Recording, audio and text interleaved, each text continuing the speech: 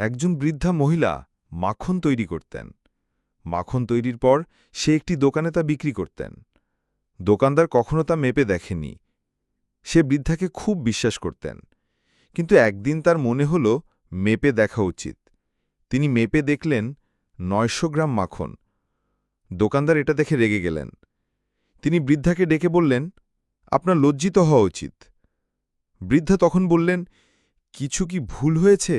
আমি কি কিছু করেছি? দোকানদার বললেন, আপনি আমাকে প্রতিনিয়ত ঠকাচ্ছেন।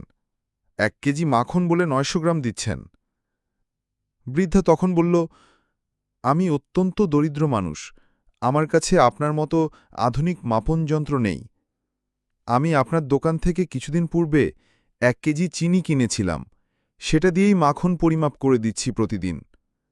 এটা শুনে দোকানি খুবই লজ্জিত হল।